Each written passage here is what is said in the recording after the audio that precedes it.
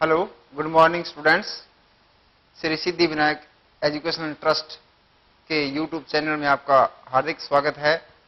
आज हम क्रिया के बारे में पढ़ेंगे, वर्ब के बारे में पढ़ेंगे। वर्ब, वर्ब यानी कि क्रिया। क्रिया या वर्ब क्या होती है? क्रिया क्या होती है? इन क्रिया, हिंदी में बात करें तो क्रिया वह शब्द होता है जिससे किसी काम का होना प्रकट हो, या हम ऐसे कह सकते हैं क्रिया वह शब्द है जो किसी व्यक्ति या वस्तु के बारे में कुछ बताए। तो इस प्रकार हम क्रिया की परिभाषा से स्पष्ट होता है कि क्रिया ही ऐसा वर्ड है, क्रिया ही ऐसा शब्द है जिसे काम का होना प्रकट होता है। अब इसकी डेफिनेशन लिखते हैं, क्रिया की डेफिनेशन। डेफिनेशन, क्रिया की परिभाषा। क्रिया क्या होती है? A verb, a verb is a word. क्रिया एक शब्द है, क्रिया एक शब्द है, ये क्रिया वह शब्द है। A verb is a word which मतलब जो, which मतलब जो denotes, which denotes जो व्यक्त करता है, which denotes a, which denotes a state। State का मतलब क्या होता है? अवस्था। स्टेट का मतलब क्या होता है? अवस्था, अवस्था या स्थिति। विच डिनोट्स ए स्टेट, प्रोसेस। प्रोसेस का मतलब होता है प्रक्रिया। कोई कार्य है वो लगातार जारी है, वो कार्य है वो सब्जेक्ट के द्वारा लगातार किया जा रहा है, वो होती है प्रक्रिया या process. R N action, R N action. Action का मतलब होता है कार्य। वे जो सब्जेक्ट है उसने क्या कार्य किया है, सब्जेक्ट है उसने क्या कार्य किया है। और आप सब ये तो पिछले वीडियोस में जैसे हमने जाना था कि वाक्य में, किसी भी वाक्य में सब्जेक्ट क्या होता है। सब्जेक्ट का मतलब कर्ता यानी कार्य करने वाला शब्द क्या होता है, कौन सा शब्द सब्जेक्ट कहलाता है। तो हम सब जानते हैं कि किसी भी वाक्य में आने वाला कोई भी नाउन या प्रोनाउन जो शब्द होते हैं वो क्या कहलाते हैं? वो सब्जेक्ट कहलाते हैं। और यदि कोई नाउन या प्रोनाउन वर्ड क्रिया के बाद में यूज होता है, अगर इनका यूज क्रिया से पहले होता है तो वो सब्जेक्ट कहलाएंगे। अगर कोई नाउन या प्रोनाउन वर्ड क्रिया के बाद में यूज होते हैं तो वो ऑब्जेक्ट कहलाते हैं। यानी कि ऊपर जो परिभाषा लिखी है ये हमें बताती है कि क्रिया वह शब्द होता है जो किसी स्थिति के बारे में बताए, यानी कि जो सब्जेक्ट की स्थिति के बारे में बताए, अवस्था के बारे में बताए, प्रोसेस प्रक्रिया के बारे में बताए, या सब्जेक्ट के द्वारा किया गया एक्शन को व्यक्त करे, यानी कि सब्जेक्ट ने क्या कार्य किया है उसके बारे में बताए, तो वह शब्द वर्ब कहलाता है। आगे हम बात करते हैं स्टेट की, कि स्टेट की बात करते हैं, अवस्था की, कि क्रिया शब्द है वो कैसे सब्जेक्ट की अवस्था के बारे में बताता है। जैसे आपने लिख लिया, मान लो he is happy, he is happy, वह खुश है। वह क्या है, खुश है। अवस्था क्या है इसकी, अवस्था क्या है इसकी, इसकी अवस्था क्या है कि ये जो है वो क्या है, खुश है। ही इज इल, वह बीमार है। यानी कि अब इसकी अवस्था क्या है, बीमार है। ये क्या है इसकी अवस्था, किसकी अवस्था के बारे में बता रहा है, सब्जेक्ट की अवस्था बता रहा है। और यहां पर सब्जेक्ट क्या है, ही शब्द है। अब इसका दूसरा एग्जांपल करेंगे। अब आगे बताते हैं हम प्रोसेस, प्रक्रिया। जैसे अपने लिख दिया B Mohan, Mohan is sleeping, Mohan is sleeping.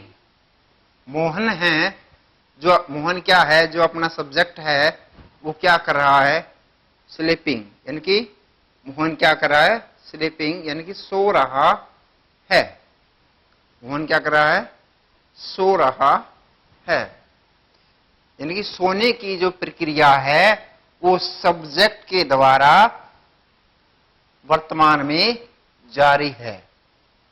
ठीक है, तो ये किसको व्यक्त कर रहा है, ये जो एग्जांपल है ये सब्जेक्ट के प्रोसेस को व्यक्त कर रहा है। और जो ऊपर वाला जो सेंटेंस है वो स्टेट को, यानी कि स्थिति के बारे में बता रहा है। और अब एक एग्जांपल हम करेंगे कि एक्शन के बारे में, सब्जेक्ट क्या एक्शन, क्या कार्य कर रहा है।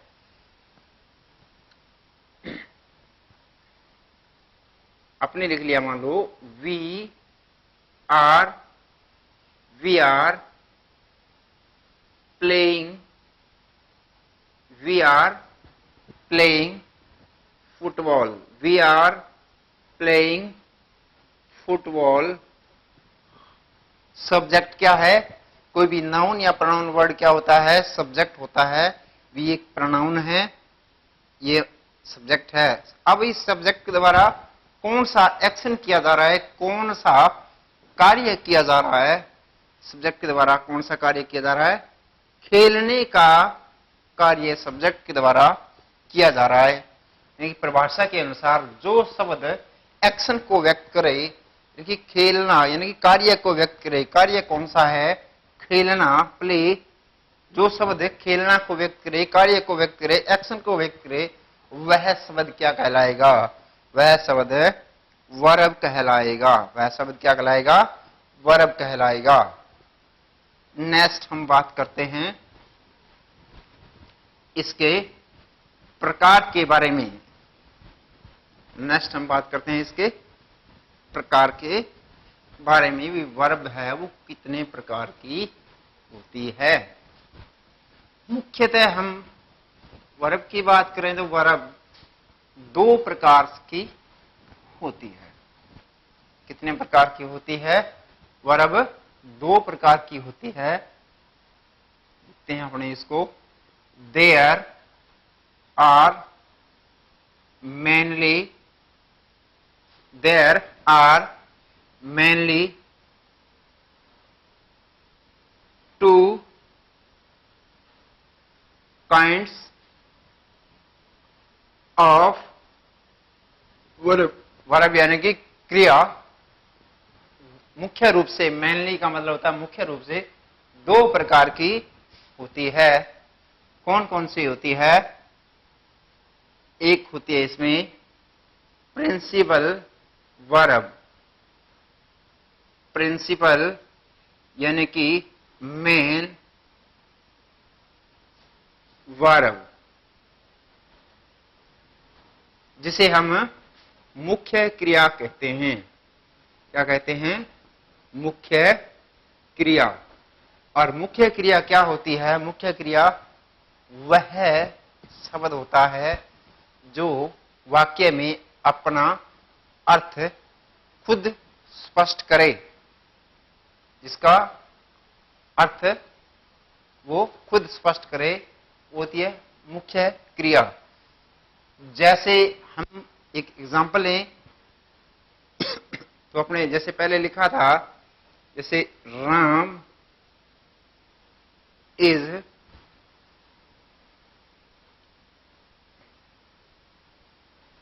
डांसिंग। राम नृत्य कर रहा है। क्या कर रहा है? नृत्य कर रहा है, डांस कर रहा है। तो ये जो डांस है ये क्या है? मुख्य क्रिया है। एक एग्जांपल और लेते हैं। जैसे आपने लिख दिया भी Hari goes to school. Hari school जाता है। हरी स्कूल जाता है। यानी कि ये जो गो जो वर्ब है ये किसी अन्य क्रिया पे डिपेंड नहीं है। इसके खुद के अर्थ प्रयुक्त करने पर ये वाक्य में अपना पूरा अर्थ देती है। यानी कि अपने खुद के मीनिंग से ये वाक्य में अपना जो अर्थ है वो पूरा देती है। यानी कि ये किसी दूसरे वर्ब पे डिपेंड नहीं होती है। इसका खुद का अर्थ ही काफी होता है। दूसरी होती है इसमें, एक तो हमने बात की थी जैसे प्रिंसिपल वर्ब या मेन वर्ब, दूसरी हेल्पिंग वर्ब। हेल्पिंग वर्ब्स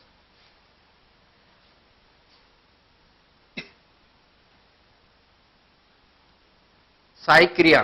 सहायक क्रियाएं वे होती है जो अपना अर्थ प्रकट करने के लिए दूसरी क्रिया पर निर्भर रहती है। जैसे एग्जाम्पल के तौर पर हम बात करते हैं, जैसे यू आर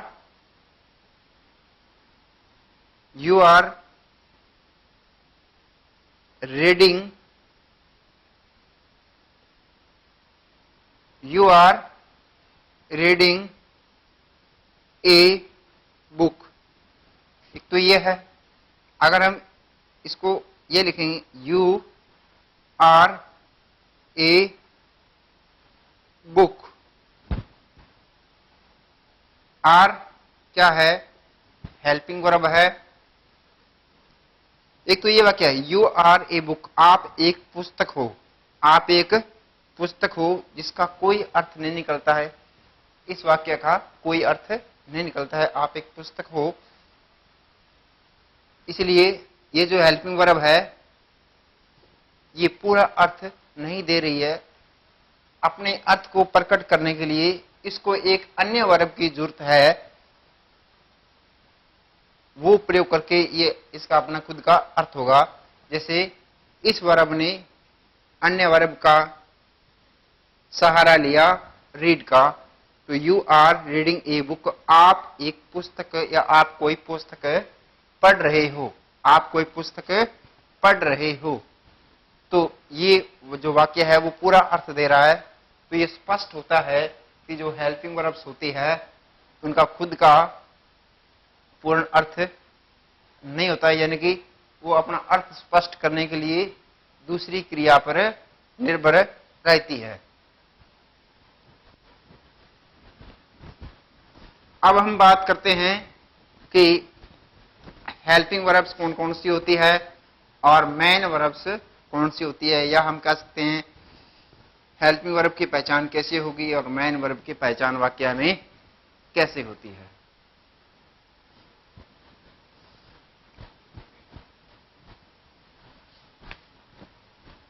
हम अब लिखेंगे।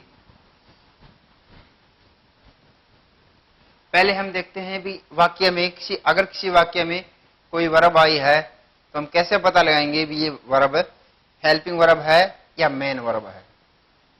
तो जैसे हम पहले बात करते हैं मेन वर्ब की या प्रिंसिपल वर्ब की।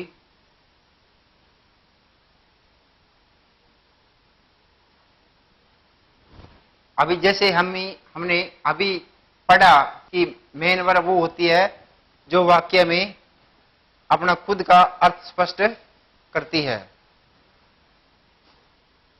जैसे कोई वर्ड है रीड, यानी कि पढ़ना। मुख्यतः जो जो मेन वर्ब्स होती है उनके अंत में ना धातु लगा हुआ रहता है। क्या लगा रहता है? ना धातु लगा हुआ रहता है। जैसे पढ़ना, जैसे राइट लिखना, स्लीप सोना,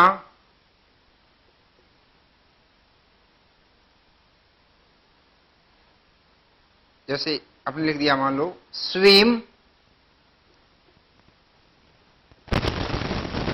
तैरना, खेलना कूदना आदि इत्यादि जो वर्ड्स है, शब्द है, उनके पीछे ना लगा रहता है और वो शब्द ये बताते हैं, ये धातु ये से बताती है कि ये शब्द जो है वो वर्ब है। कौन सी वर्ब होगी? वो मुख्य वर्ब होगी। रीड, राइट, स्लीप, स्विम, जैसे सिंग क्या है? गाना। जैसे कोई अपने वाक्य लिखते हैं, Ramesh is singing a song. Ramesh कोई गाना गा रहा है। इनकी ये जो सिंग जो शब्द है वो क्या है? एक क्रिया है। वो क्या है? क्रिया है। और कौन सी क्रिया है? मेन वर्ब है, मुख्य क्रिया है।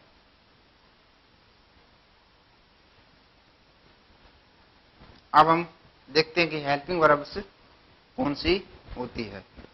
अभी हमने पढ़ा कि मेन वर्ब्स वो होती है जो अपना अर्थ खुद वाक्य में प्रकट करे और इन शब्दों के पीछे लगभग हिंदी में ना जुड़ा हुआ रहता है। जैसे खेलना, कूदना, तैरना, जाना, आना, पहनना।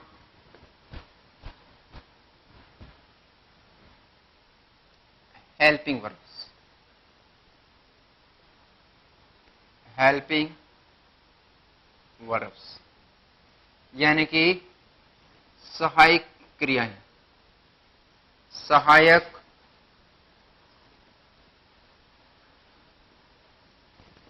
क्रियाएं। सहायक क्रियाएं, सहायक क्रियाएं वो होती है जो सब्जेक्ट की अवस्था को या सब्जेक्ट की स्थिति को प्रकट करती है। क्या प्रकट करती है? स्टेट ऑफ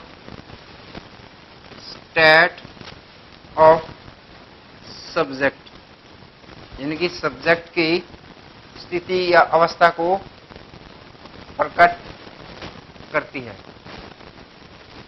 सहायक क्रियाओं को मुख्यतः दो भागों में बांटा जा सकता है। कौन कौन सी? एक तो होती है प्राइमरी एक्सिलरीज वर्ब्स,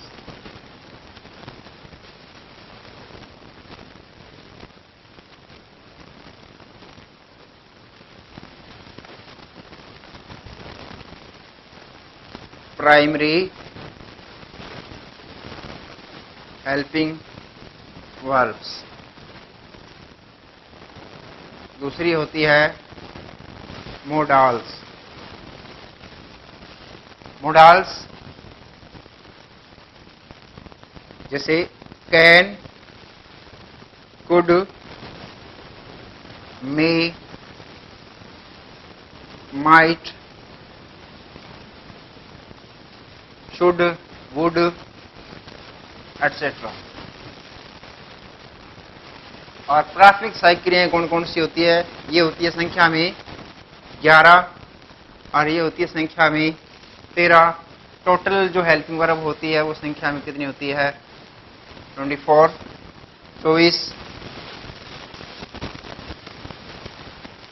प्राथमिक जो सहायक क्रियाएं हैं, प्राइमरी हेल्पिंग जो वर्ब्स है वो होती हैं is, am, are, was. Primary helping verbs जो होती है वो इज, एम, आर, वॉज और वर। इसके बाद में हैव, हैज, हैड। इसके बाद में डू, डैश और डिड। ये होगी संख्या में 11। इज़म और वाजवर जो प्राइमरी हेल्पिंग वर्ब होती है, इनको स्टेटिव या लिंकिंग वर्ब भी कहा जाता है, और ये जो होती है ये बी की फॉर्म में होती है, बी की फॉर्म से होती है इज़म और वाजवर। हैज, हैव, हैड इनकी बेस फॉर्म है होती है, और डू, डज, डिड इनकी बेस फॉर्म डू होती है। अब नेक्स्ट हम करते हैं कि इनका प्रयोग किस प्रकार या किस सब्जेक्ट के साथ में होता है।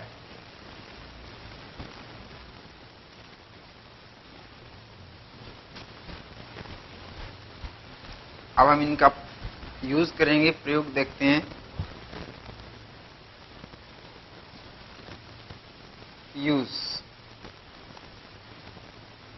यूजेस यानी कि प्रयोग। प्राइमरी जो हेल्पिंग वर्ब्स है, इनका प्रयोग किस सब्जेक्ट के साथ में होता है। जैसे हम बात करते हैं आई के साथ में किस किस हेल्पिंग वर्ब्स का प्रयोग होता है, कौन सी प्राइमरी एक्सिलरी वर्ब का प्रयोग होता है, तो आई के साथ में होता है एम का, वॉज का, हैव का, और डू नॉट या डिड नॉट। डू नॉट और डिड नॉट जो होते हैं, इनका प्रयोग नेगेटिव वाक्यों में होता है। जैसे I am, I was, I have, I do not या डिड नॉट। जैसे आई एम ए बॉय या I am writing a letter, I was writing a letter, I have completed my work. इसके बाद में देखते हैं अन्य जो सब्जेक्ट है, जैसे आपने लिख लिया यू, वी, दे, यू, वे, दे, या सभी बहुवचन सब्जेक्ट के साथ में, सभी प्लूरल नंबर, सभी प्लूरल्स नाउन, सभी प्लूरल नाउन्स के साथ में कौन सी प्राइमरी वर्ब का प्रयोग होता है। ये होता है आर का। जैसे you are, we are, they are, या कोई प्लूरल नाउन्स है, जिसे हम कह सकते हैं सोहन एंड मोहन, तो हम जो वर्ब का यूज करेंगे वो आर का यूज करेंगे। इसी प्रकार वर का भी यूज होता है, इसी प्रकार हैव का भी यूज होता है, और इसी प्रकार डू,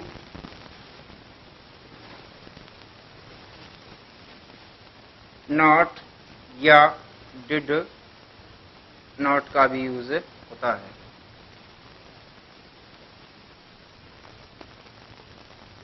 यानी कि इन सब्जेक्ट के साथ में इन वर्ब्स का यूज होता है। ये सारे के सारे प्लूरल्स सब्जेक्ट है, और प्लूरल सब्जेक्ट के साथ में बहुवचन कर्ता के साथ में बहुवचन क्रिया का यूज होता है। अब हम करेंगे एक वचन सब्जेक्ट के साथ में एक वचन क्रिया का यूज होगा। एक वचन जो सब्जेक्ट है वो कौन कौन से है। एक वचन जो सब्जेक्ट होते हैं वो ही, सी, टी, सी, इट या कोई थर्ड पर्सन सिंगुलर नाउन होता है, third person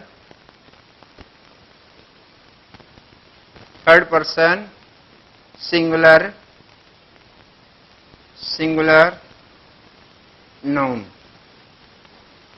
third person singular noun. जैसे हमने बात करते कोई नाम लिख लिया, मान लो राम, तो ये थर्ड पर्सन एक वचन है। इन नाउन या प्रोनाउन के साथ में कौन सी वर्ब का यूज होगा, ये हम देखेंगे। जैसे ही के साथ में इज,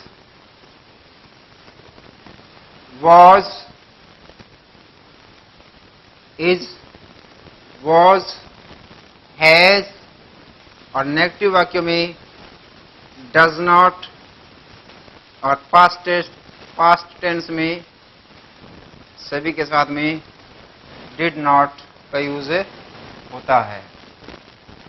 यानी कि ये सिंगुलर सब्जेक्ट है और ये सिंगुलर वर्ब्स है।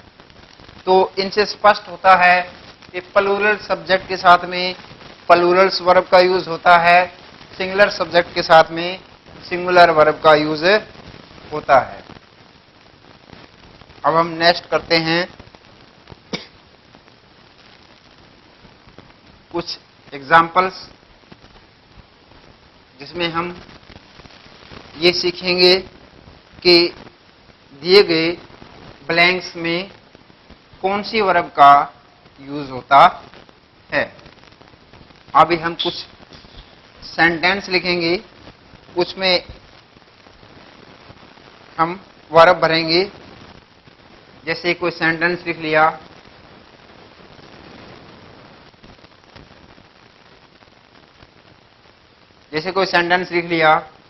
भी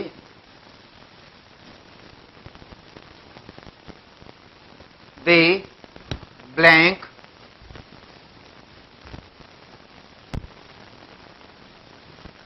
वॉचिंग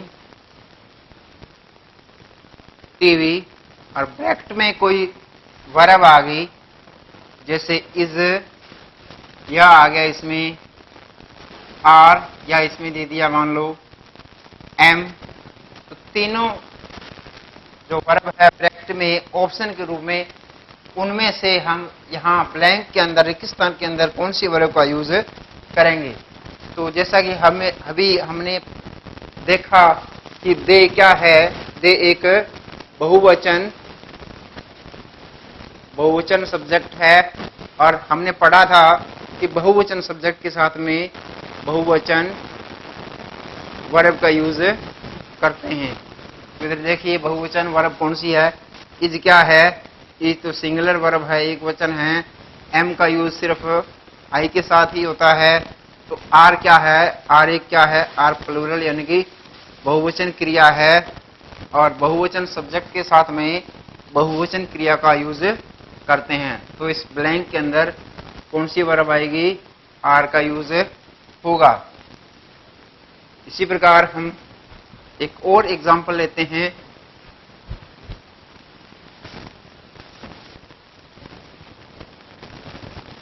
हमने लिखा सीता ब्लैंक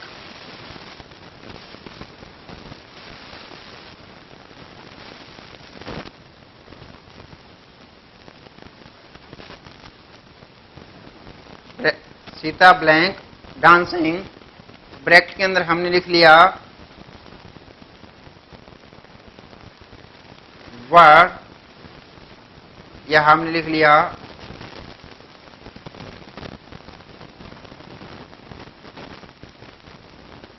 was,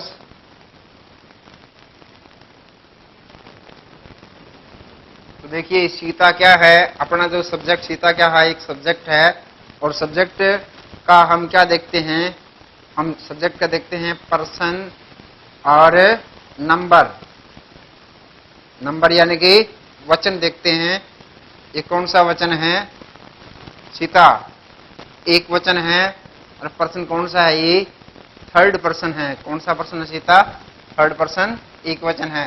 तो जैसा कि हमने अभी थोड़ी देर पहले देखा था कि जो थर्ड पर्सन सिंगुलर नंबर होता है उसके साथ में जो वर्ब यूज करते हैं वो क्या होनी चाहिए, वो भी सिंगुलर फॉर्म में होनी चाहिए। तो इधर देखते हैं वर्ब क्या है, ये वर्ब तो एक प्लूरल फॉर्म है वर्ब की। वर्ब क्या है, प्लूरल यानी कि बहुवचन रूप है क्रिया का, और वॉज क्या है, सिंगुलर वर्ब है। तो सिंगुलर सब्जेक्ट के साथ में सिंगुलर वर्ब का यूज करेंगे। यानी क्या बन गया अपना sentence, Sita was dancing, Sita dance कर रही थी। एक लास्ट एग्जांपल एक और करेंगे।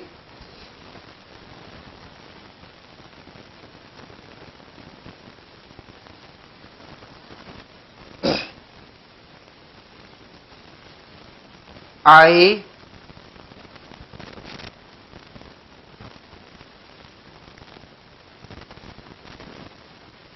Mohit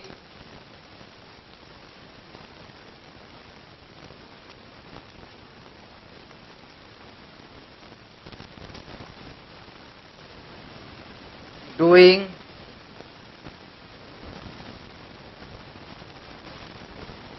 his home work. और ब्रैकेट में हम वर्ब लिखेंगे। मान लीजिए हमने लिख दिया एम, हमने लिख दिया वर, हमने लिख दिया